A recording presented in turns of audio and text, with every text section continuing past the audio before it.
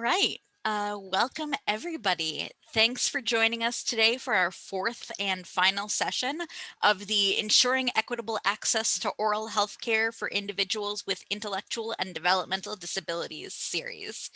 I'm Nasser Nicola, and I'm a Health and Disability Program Coordinator with the Office of Health Equity at the Massachusetts Department of Public Health, and I'll be the moderator for our session today.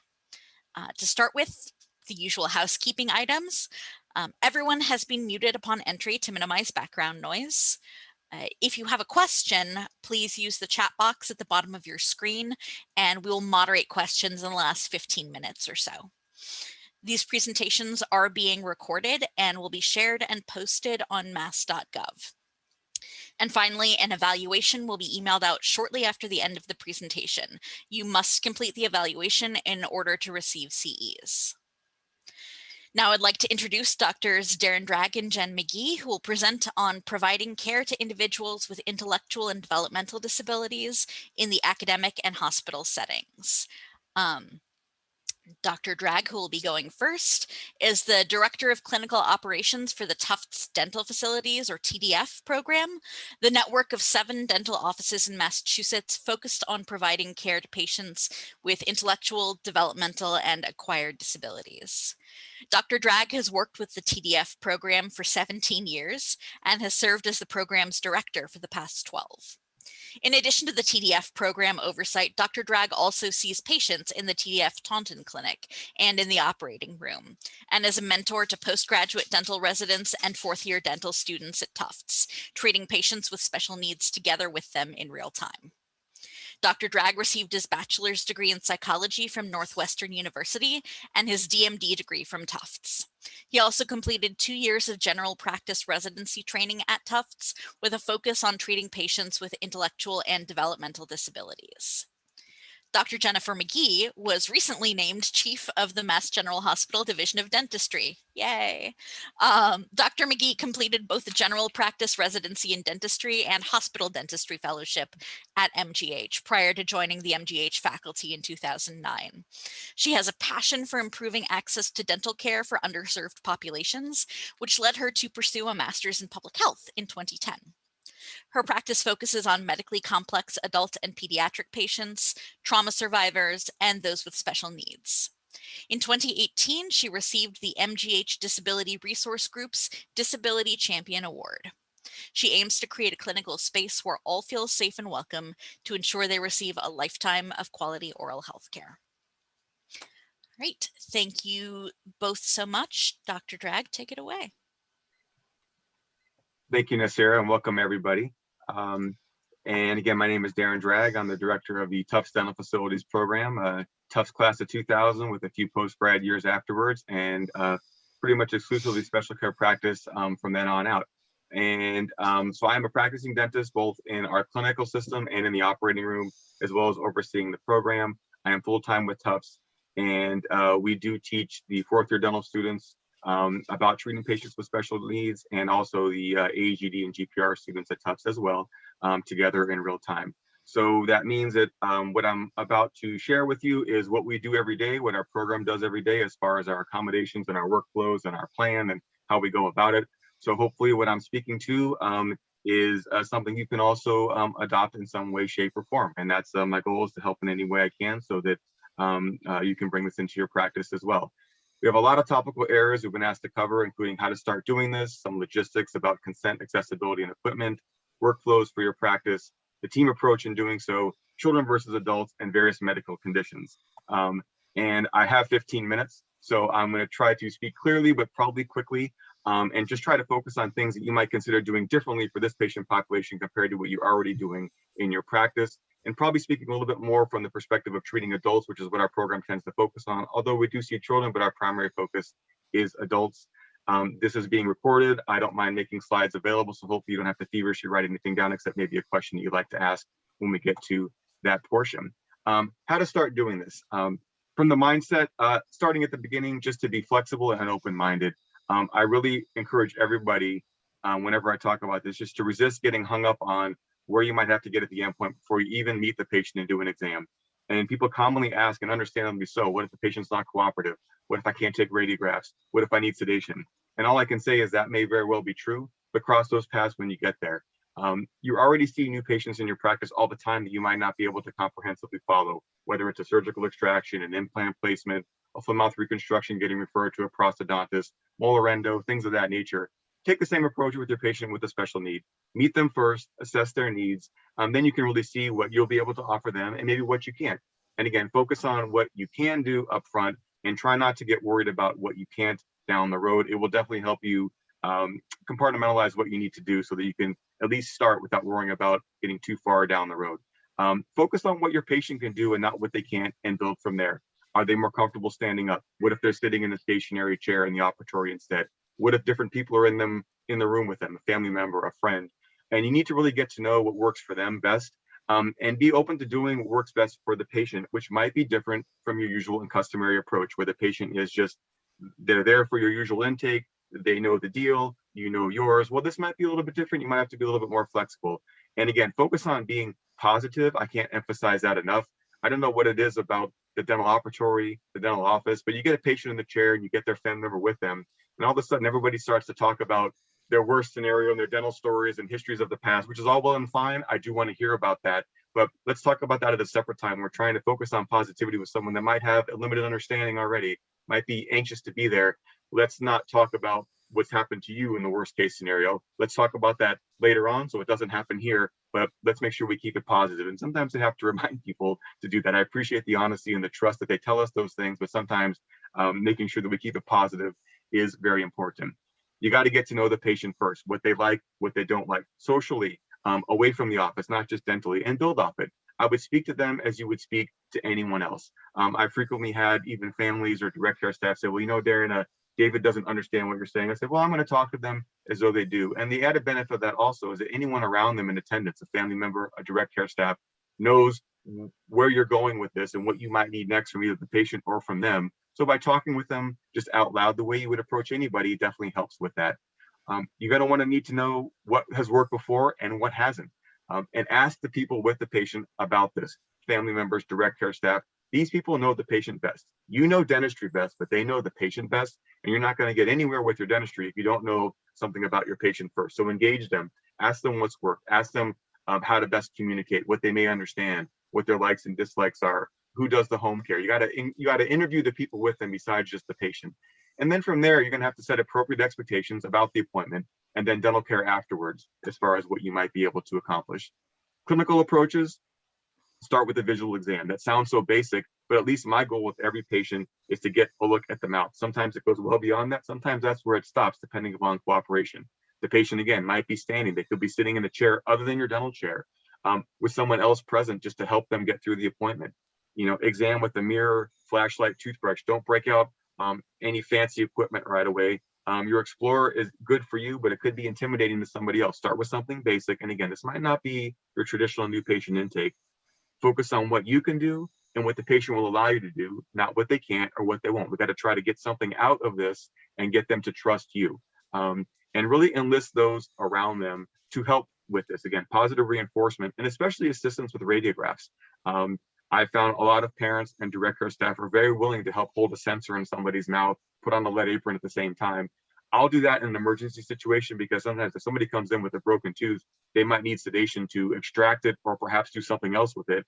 I really need to know the status of that tooth, because if it's going to be endo, course, core, and crown, prep and temp, that's going to be an hour and a half in the OR. If it's going to be extraction, that might be 10 minutes. So sometimes I'll have to do something a little more heroic as far as holding the sensor. I'm not advocating that anybody make that their usual customary practice, but most certainly the people around that patient will probably be willing to help you out. So don't be afraid to ask. I know we don't generally do that for most patients, but you may need to, and these people will really be able to help you get to an appropriate endpoint. Honestly, it's still very difficult for patients with intellectual developmental disabilities, especially adults, to find care. People are going to be very grateful that you took the time to see them. And it's okay that you can't be everything to everyone. That's totally fine.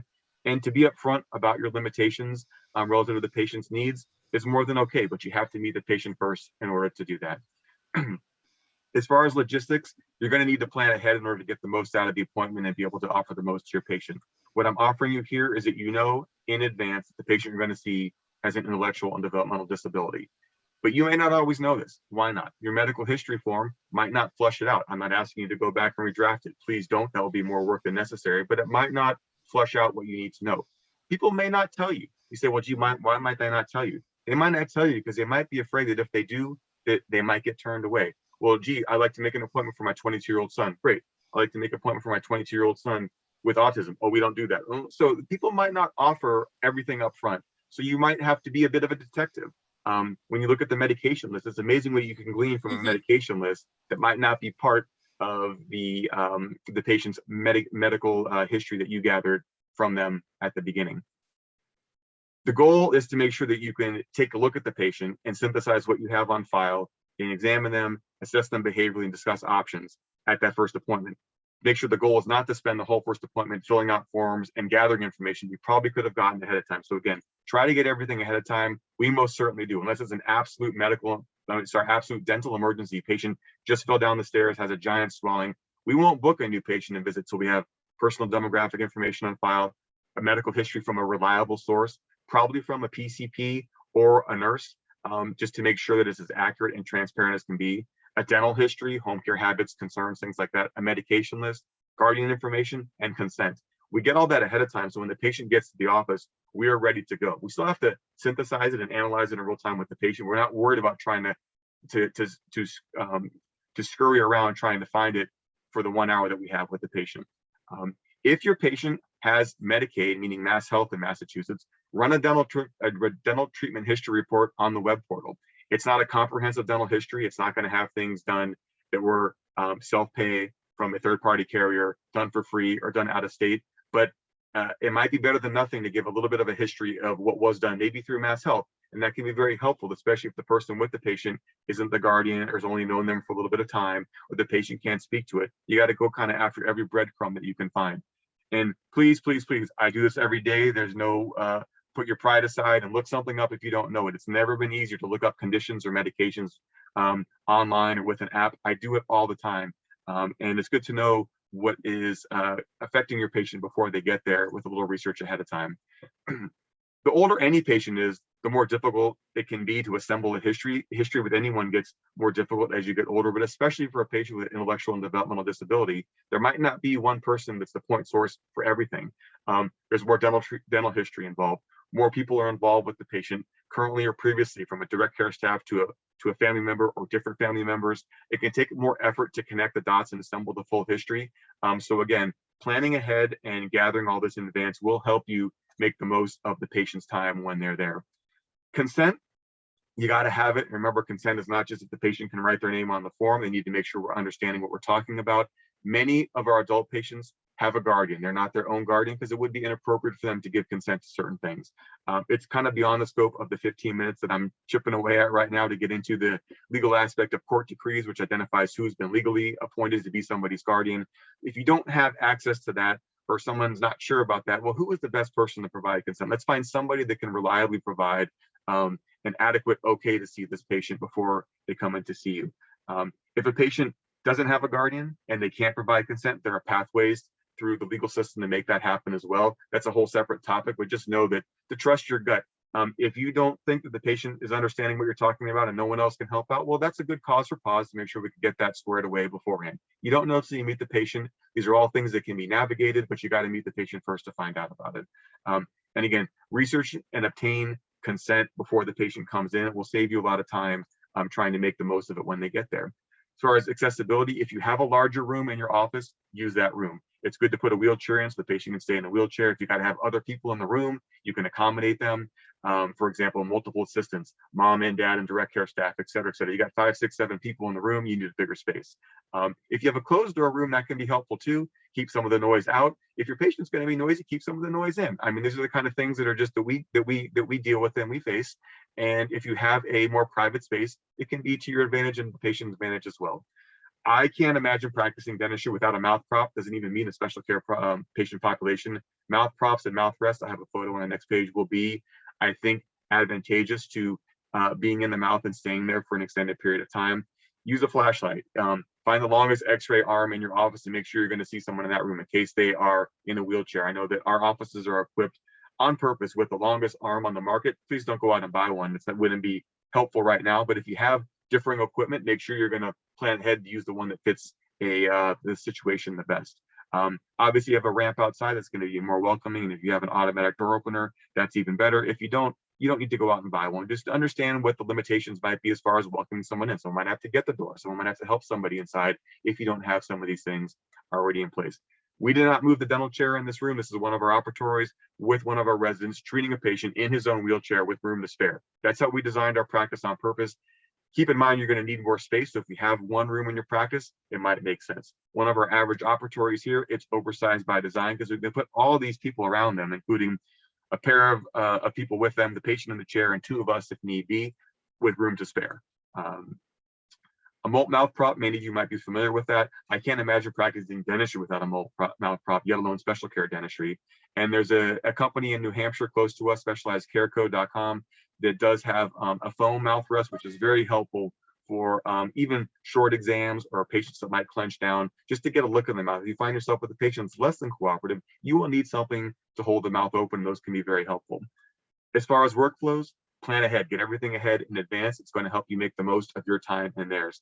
And again, I'm assuming that the approach I'm taking here, that we know this in advance. And again, you might not know this if you don't cross that path when you get there. But if you do, take the time to research ahead of time.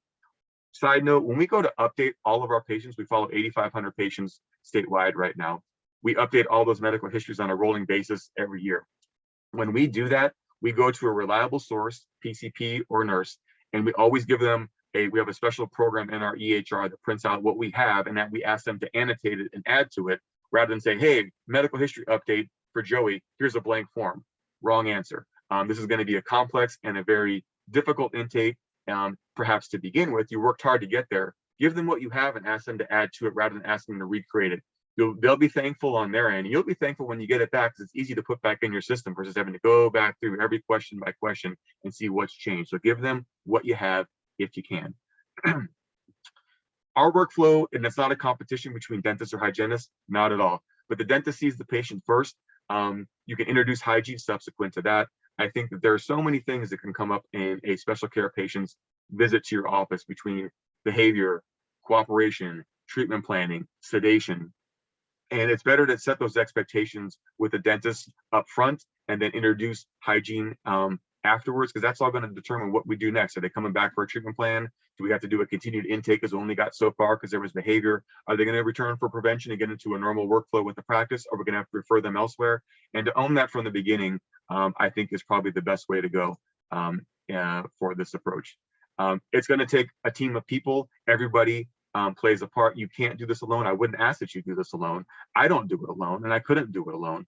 You might be the face of it as the dentist, the practice owner, but the whole success depends on everybody doing their part to get there. The front desk, and there's a tremendous amount of information gathering, which is very important. The dental assistant, not just chairside helping with behavior or positive redirection, or even keeping the patient occupied while you're talking with their guardians on the side or with their family members. That's a very important piece. Clearly, your hygienist and your hygiene team is going to help keep these patients healthy, maybe even on a more frequent basis. And obviously the dentist is a part of that, but everybody plays a part. You can't do it alone. It's not a siloed scenario. It's a whole office is in on this particular effort that you're going to be embarking on. And consistency can help. Familiarity and trust is always helpful when you see the same person or group of persons each time the patient comes back. Building off the previous visit, it's very helpful if you see the same pair of people rather than, well, different dentists, different assistant. That can be difficult for certain patients. So control what you can. If it's working already, don't change it up. Children versus adults, I will say that I don't think one is necessarily easier than the other, but each does have its nuances, and the variables can be different depending upon the age of your patient. As far as children go, I think that medical information and consent are likely easier to obtain because I'm assuming that the patient's going to be present with the parents. I think protective stabilization, papoose board, medical stabilization device, if that's something that you do, is probably more feasible when your patient is smaller rather than when they're larger.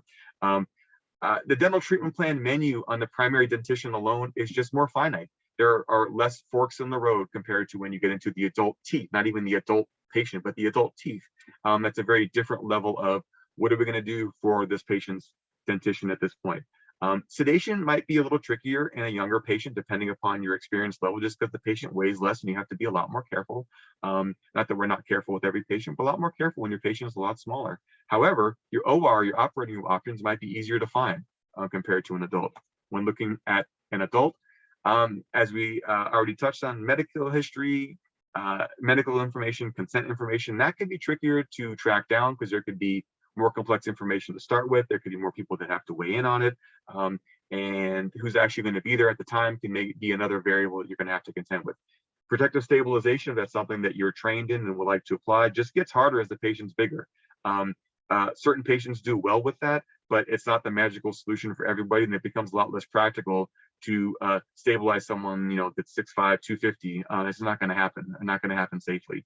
The menu of what to do for a patient's teeth as they get older and they have adult teeth, it gets trickier. Are we going to restore endo, post-core, crown lengthening, deep scaling? It all gets very much more complicated when the patient gets older. You can navigate it, but it does get trickier. Sedation might be more practical because of the patient's size and weight, but OR might be harder to find. A bit beyond the scope of this right now, but it can be trickier sometimes to find that resource. Various medical conditions, just as a quick run through. Down syndrome, patient might have retained primary teeth or incomplete eruption of permanent teeth, so we want to make sure what we're actually looking at comprehensively. Occlusion and arch width discrepancy can be issues. A lot of class 3 bites, a lot of maxillas, much more narrow than the mandible, so make sure that you look at it detailed three-dimensionally with the patient and the patient's already to understand what the options might be. Periodontal disease can be very prevalent. You might need an increased recare interval. Learn to recognize reflux and erosion. If teeth are not just flat, but they're cupped out, your patient has erosion or has had erosion. That can affect everything you're going to do, so recognize that. Sedation will increase risk with age, and dementia can also be an issue with age as well. So know that those might affect your patient longitudinally. Even though things might be this way now, they might change over the course of time. And Nasira, I have 2 more slides here, so I will go through those. I got a timer to the side or keeping my eye on things. I don't want to shortchange Dr. McGee. As far as cerebral palsy, just know that it can be with and without intellectual disability. You might primarily see someone that might have affected coordination and dexterity, which can make procedures in general a little bit more challenging, but also might have to be mindful of what you like to do for them from a removable appliance perspective. Dentures, partials, mouth guards. It's a case-by-case basis, but beware of something like that. The patient might be confined to a wheelchair, might have to be treated in a wheelchair unless you have a lift to get them out of it. That can be risky in and of itself. So if someone is lift dependent, I personally prefer to treat them in their wheelchair. That will be a function of your physical layout in your office and what you have space for.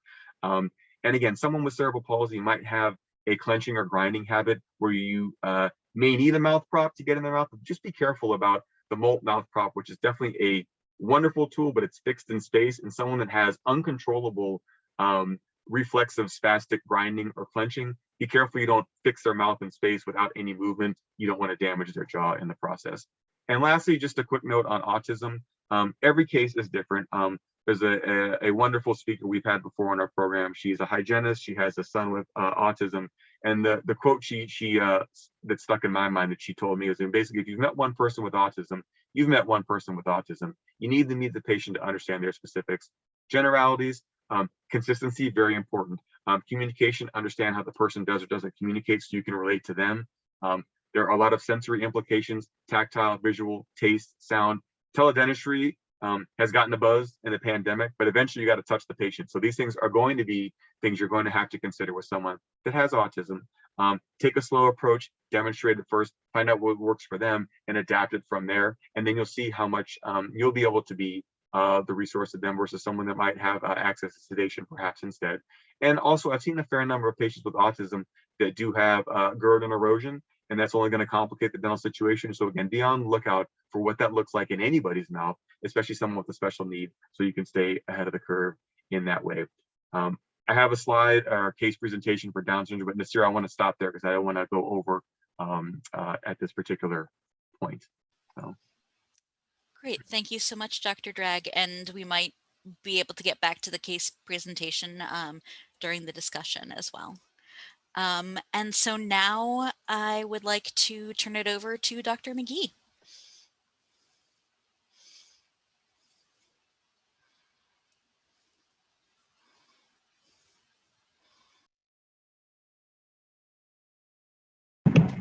right, thank you so much. I'm so happy to be able to talk to you today. This is a topic I'm very passionate about. So as I mentioned in the introduction, I've been at Mass General since 2007 when I did my GPR. I loved the work that we did here, and I was really fortunate that they seemed to like me too, so I was able to stay on.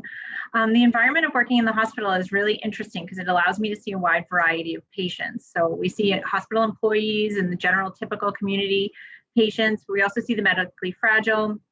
I see a lot of people who are trauma survivors, and then we see those with disabilities.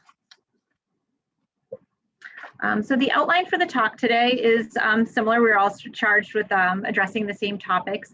So I'm going to talk about some logistics of seeing these patients. So an overview of what my approach is, what I think you might need to do it, how to start treating this population, the team approach, which I think is like just so important, workflows that I have, how to provide care to adults and children. I see all ranges of patients, patient ages, but so for me, the approach is pretty similar. I'll share some case studies, and then I think it's really important when you're talking about a topic like this to discuss the importance of self-care, because we need to make sure we're taking care of ourselves and we're taking care of these patients that can sometimes be challenging. So for me, special needs really is sort of like an umbrella term. So I use it because I use it purposely because it covers a lot of different conditions. So it can be congenital, developmental, acquired during a patient's life. So things like physical limitations, such as after a patient has experienced a stroke or paralysis or cerebral palsy, sensory issues like low vision or difficulty hearing, cognitive issues like autism or learning disabilities, mental health and behavioral issues, medical conditions and complications such as cancer survivors or people with severe heart disease. And then again, people who have experienced past trauma. So even though they are less considered, usually when we talk about special needs, they really have some considerations that we need to think about when we're treating them. So for logistics, I really love this quote. So it's meet people where they are, not where you'd like them to be. So I really see my job as adapting to what each person who is my patient needs from me. So not what I expect for them to conform to what I need. So it's really meeting them emotionally. So sometimes it might be that they're not ready to take on the whole breadth of their treatment plan, and we need to break it down into smaller bits and the timing to make it less overwhelming to them. And sometimes it's actually physically. So sometimes I have patients that pace the room. I have this one particular patient I've seen for a long time, likes to bring Grover with him, and he doesn't like to sit in the chair. He likes to sit in the doctor's chair by the side of the room. So I've got my headlight, and that's where I see him. So also thinking about logistics is barriers to care. So really our goal is to remove or minimize these as much as possible. So there can be environmental or architectural barriers. So we really want to think about, when possible, that we're designing our space for accessibility and that we have clear signage available for patients. Organizational barriers can be things such as like the length of the appointment or offering different appointment times during the day. So some patients have a hard time with either access to transportation or just getting up and moving in the morning. So to make it so that we have lots of options available to them. And also like how they call your office, if that's, we don't want them to make that a barrier to care, making the appointment. Communication is important to consider. You want to make sure that your forms aren't printed too small, that there's interpreters if needed, and that you're not using complex language on the forms that the patients don't understand or may have trouble with that. You want to any attitudinal barriers. So you want to really think about any fear, ignorance, or assumptions about the condition and what the patient's looking for. And then I also have found that COVID restrictions have been a huge barrier to care. So there's been a lot of decreases in access to services for patients with disabilities, and that's been really tough.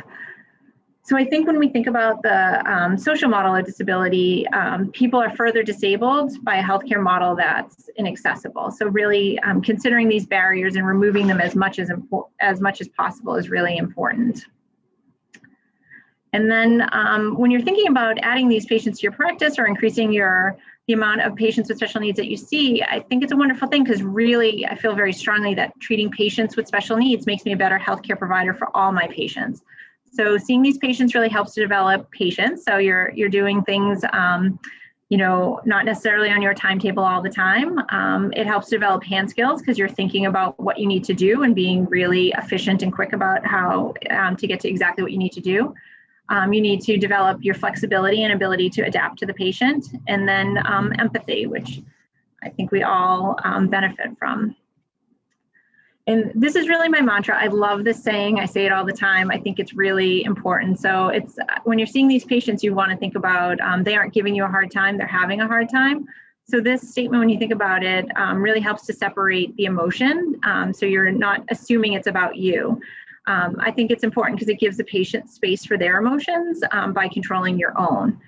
I often give the example of, sometimes when I'll see a child and they're a 5 or 6 year old and they're screaming, I don't want to be here, like that's okay. You can work with that, where you are. But if you're seeing, a grumpy older person and they won't tell you what's wrong, sometimes it's really easy to assume that they're upset with you. So if you sort of think about like they're just having a hard time with the situation and not about you, then you're able to come up with a solution that works.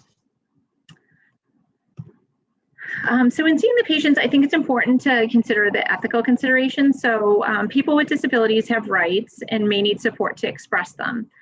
So they need to be included in choices and decisions regarding their health care to the greatest extent possible. So I usually consider the principles of ethics with that. So we want autonomy. So you want to foster self-respect, self-knowledge, and self-worth whenever possible. Non-maleficence by providing a comfortable environment for all. Beneficence by showing kindness. And then justice. So fairness in all medical decision-making. And that includes consent. So informed consent must always include reasonable risks, benefits, and alternatives of treatment. There's the question of like, is the patient competent? A lot of the patients, as Dr. Drag mentioned, will have a guardian associate already assigned to them, but it is a long legal procedure. So especially my patients, as they are minors and they're getting of age, I always start to have that conversation with the parents that they really need to think about that and establish it because it can be a very long process. And in the consent process, do they require special accommodations, especially around like language? Do they need interpreters to make sure that they're really understanding what they're consenting to? And I think it's important to consider that the patients have the same right to privacy, and you need to respect that. So you want to respect the dignity and worth of all people by protecting health information for all people. So sometimes we run into this with patients from group homes where somebody will call and they'll just ask for information about the patient, and we don't release it unless it's appropriate and all the correct forms are signed, because they deserve that right just like anyone else. So I really think the team approach is the only way to possibly do this. So I think it's important to surround yourself with the right people that support your goals. So here's a picture of some people from my office. I think one of the wonderful things about our team is that everyone really supports the mission to provide high quality care to all patients. We try to be really kind and calm, and they recognize that everybody plays an important role in the success of the visit. So certainly the dentist sets the tone, but the whole team plays such an important role. And just to embarrass her, I'm going to include my assistant Shannon, who's really a partner with me in treating these patients. And I'm sure will be mad at me for including that, but she's wonderful and she really helps to create a great environment for the patients. Here at the hospital, I'm especially fortunate to have all the resources that we have. So the MGH has a disability program that really partners with the providers to make sure that we're providing the highest level care to all patients. So they have a patient navigator that helps to help families get through the system and get all the help that they need. Our police and security are specially trained, so to help make patients with disabilities feel comfortable. One of the issues we ran into with COVID is masking. So patients that had a hard time with masking, police and security were really exceptional at getting them to their locations they can in a way that was safe for everyone involved. And then this is a very busy slide, but basically one of the other benefits to being at a hospital is just the integrated care is so much easier. So we share a medical record, so it's very easy to see and contact others involved in the care of the patient. We see the most updated medical information. We're able to easily speak to the other providers, and then we're able to develop networks of people across the hospital system that are similarly minded and looking to treat these patients with with disabilities. So some of my workflows to making dental care more accessible. So I share with Dr. Drag that my best tip is listen to the caretakers. You're missing out if you don't. So for me, even though I have this wonderful, elaborate shared medical record, if I don't listen, it doesn't include everything. So really, I need to listen to the caretaker. So I usually ask about how they do with similar procedures. The flu shot's a common one I ask about, but also like, how do they do with like shaving at home? How do they do with haircuts? Things that, where they'll be like in and around the face. Any triggers that might bother them. The ideal time of day for an appointment.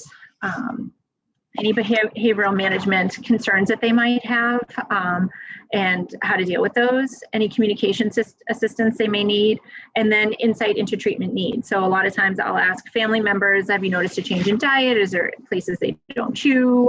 Do you have any concerns? They know so much, so you miss out on a lot if you're not listening to them. Again, I also always try to speak directly to the patient. I try to be at eye level. I take the time to listen to responses. I'll either sit down or like crouch down so the patient can see me fully. I try to be really mindful of my body language and their body language. So there's a lot of like nonverbal cues that will happen. So you want to make sure that your body language is consistent with the message you're trying to give to the patients. I think a great question to ask everybody is, what can I do to make you more comfortable? Asking all of our patients, that's just, sometimes it's little things that make a big difference to make them feel just like a little bit more at ease during the treatment. And then again, I really see like understanding the potential triggers is similar to how we should approach medical emergencies. So the prevention is the best medicine. So by asking and asking again what we can do to make the visit go easier and what might upset the patient is really important to try to avoid those.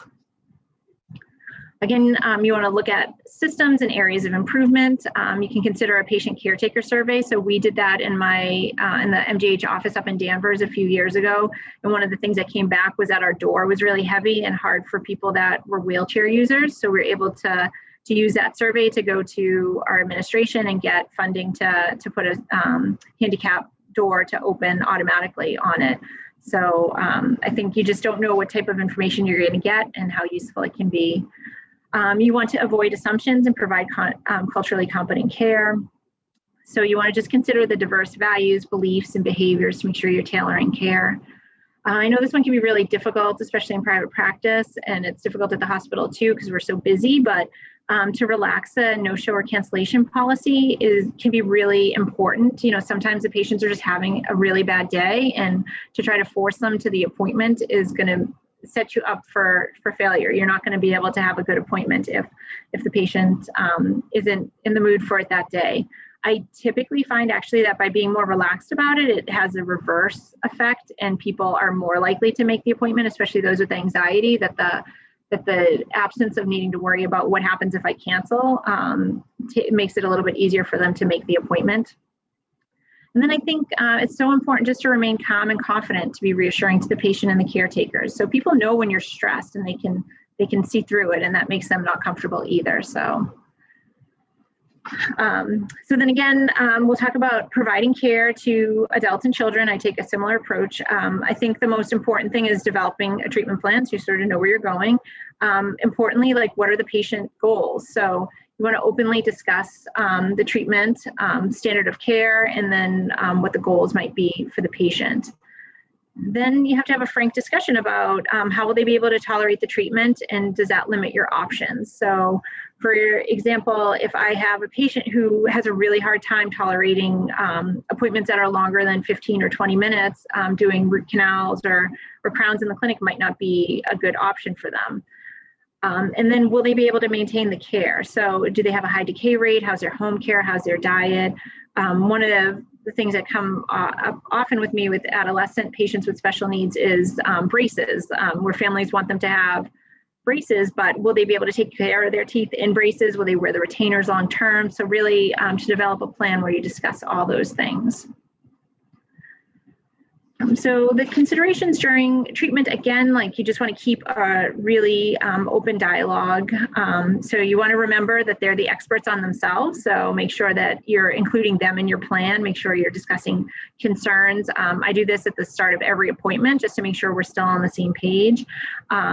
You want to do the I think the tell, show, do method works great for all patients. They sort of like to know what to expect while they're in the chair. You definitely want to plan for breaks and make sure the patient knows how to let you know when they need a break. So I'm, as somebody who's like working on a conscious patient in the airway, I'm always looking for those nonverbal cues that they're having trouble, but it really helps for the patient to know I need to raise my hand if there's if you need me to stop, and that we're going to stop right away.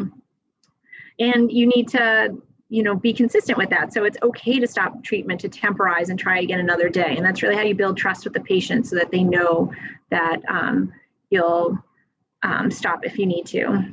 Again, going back to like understanding those triggers. So you want to limit the distractions, the busyness. There's some patients who I might say like to the hygienist during this like half an hour of treatment, I'm just not going to be available to get up and get to take do hygiene checks because I can't, the patient needs my full attention. You want to limit loud noises. Sometimes we think about like our stereo area, not seating a patient near that if that's going to be too loud for them. And then some patients, might love the bright lights, some might not. So it's good to know either way. And then always just to reconfirm if there's any accommodations needed for the patient. Finally, you need to discuss home care. You need, oftentimes providing written instruction helps, and then continue to monitor, but really it's just a continuous process. So I think it's not one and done, do the treatment plan and then just execute it. You really have to at each step evaluate that you're meeting all the goals. So I have a couple quick case studies I'll go through. So one is a 25-year-old with autism. He's nonverbal. He cannot tolerate radiographs. He won't sit in the chair for an exam. He's not able to get blood draws.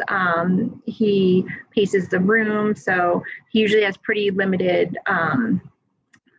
treatment that he's able to get at the doctor's or at the dentist. So for him, my approach was that I went to the operating room. So I see children and adults in the operating room here at Mass General. So in the operating room, we do full mouth rehab. We're able to really establish a good baseline. We take x-rays, we do a cleaning and all necessary fillings and extractions.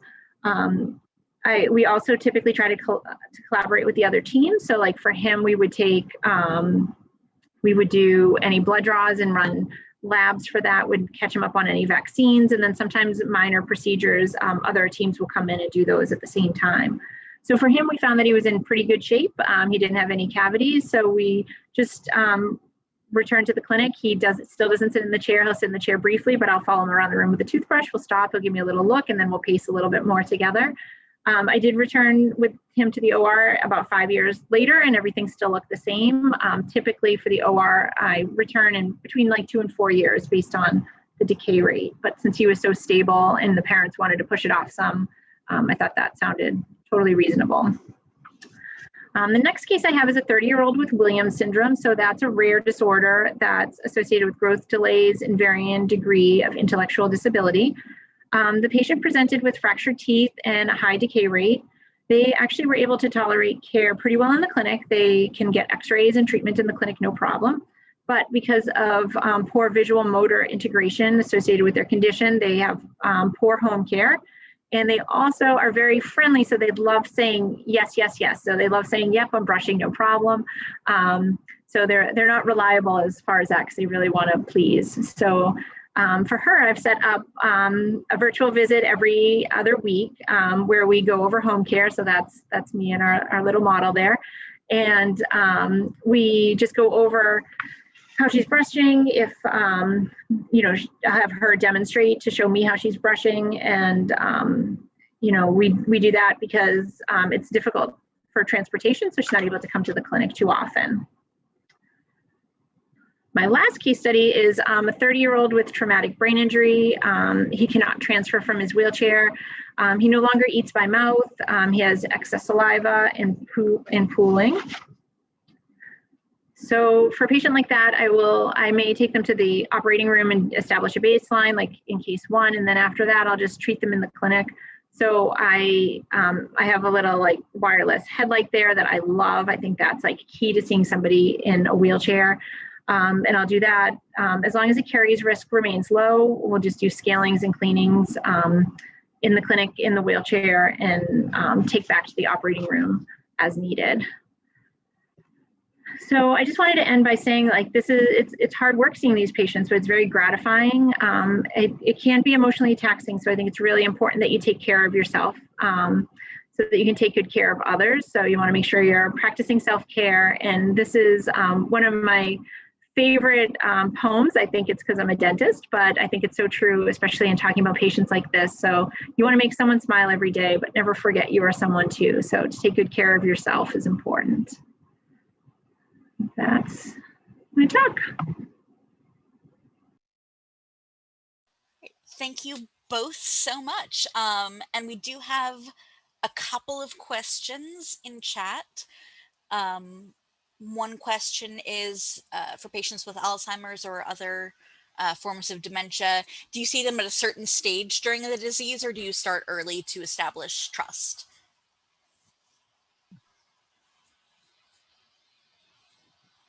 And that came in during Dr. Dragg's talk, but either of you, sure, I imagine, would have an opinion.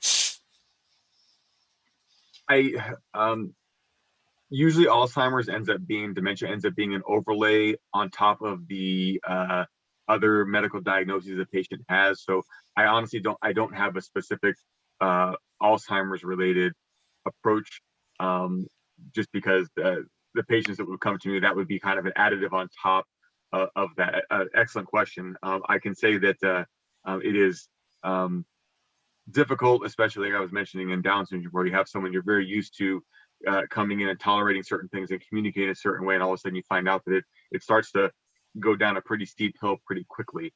And that's not totally answering the question, but I don't necessarily have a specific approach in that way. Dr. McGee, sorry, I don't want to.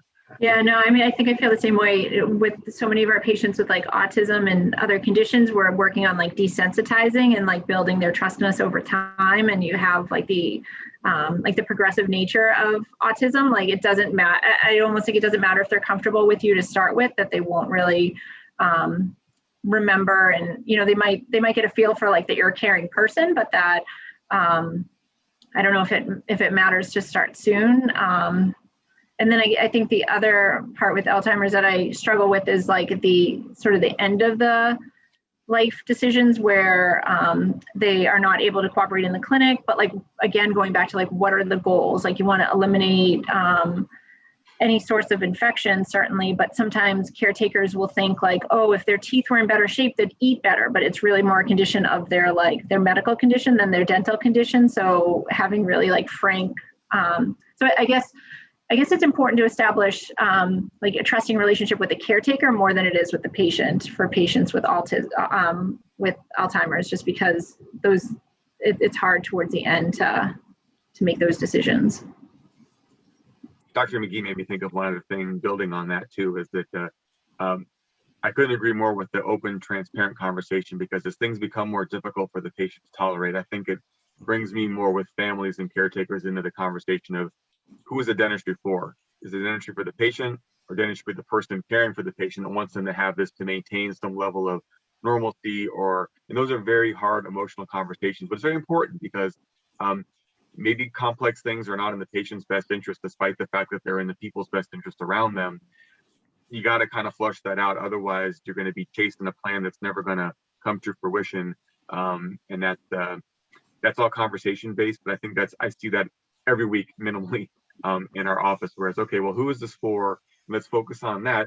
Not because your opinion doesn't matter. No, it's about making sure that what we're talking about is achievable and it's going to help the person maintain a quality of life orally, rather than a quality of life from some other, keeping up with some other type of expectation they may have of themselves or others may have of them.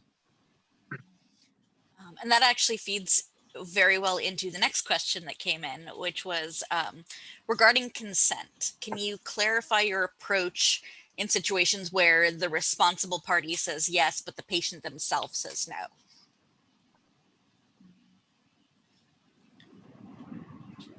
I going first? I'll go first. Okay. Or, yeah. Fun, easy, uncomplicated question. I know, So yeah. like Yeah, whoever wants it. That's an excellent question, because you know what? These things will happen.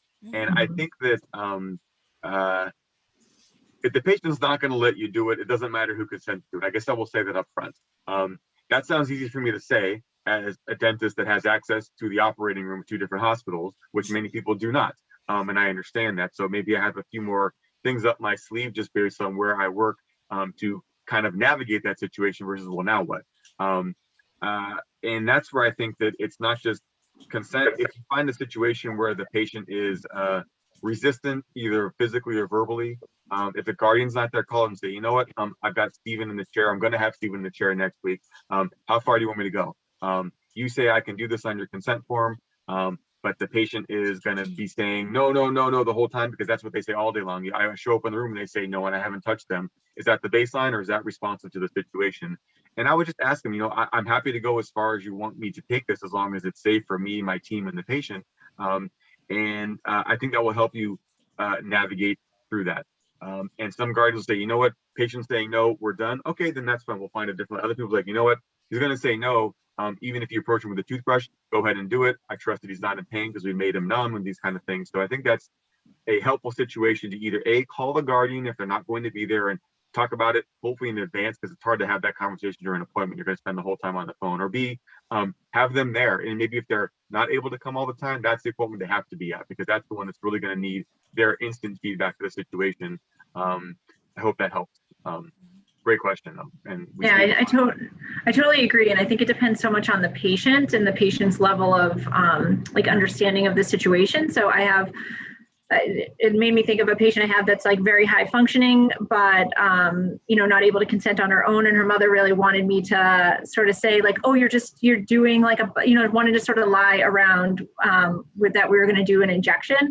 And it's like, yeah, but like she knows what's going on. There's no so the mother had a very like clear idea of how she thought I could do it. But based on my experience, I felt it was like impossible to do it that way, and to do it in a way that would allow me to maintain like a trusting relationship with the patient, which was important to me too. So I think it's a great question, but it's so nuanced based on, what the patient presents with and what you're trying to do. If it's just a cleaning, then like a little resistance and sort of positive reinforcement's fine. But if you're trying to do like a filling or extraction, it's a longer procedure. So you have to sort of pick your battles, I think. It will be procedure based too, I think, in the sense that certain procedures, as we all know, don't have great midpoints. Like if you've kind of gone beyond the point of no return, you have to finish. That's really going to dictate whether you should even start, depending upon how the patient is. Anytime I sense that the patient's going to be resistant, or the guardian has concerns about their resistance, again, most of the time, our patient guardian's not there because they're not able to be. But if it really comes down and they need to be, well, then they need to be. And we need to make sure that happens for that specific patient in that appointment, because seeing it as priceless. They're going to see right away the feasibility or lack thereof, the safety or lack thereof, instead of trying to, especially if you feel like you're getting kind of pushed towards something you're not comfortable with. Well, that's not good for anybody. So again, it's a one-off situation. Excellent question, case by case basis, but trust your gut. If they're not comfortable with it, then let's do it differently. Don't get pushed into doing something that you don't want to do, or it's not going to be safe. There's no winners in that at all.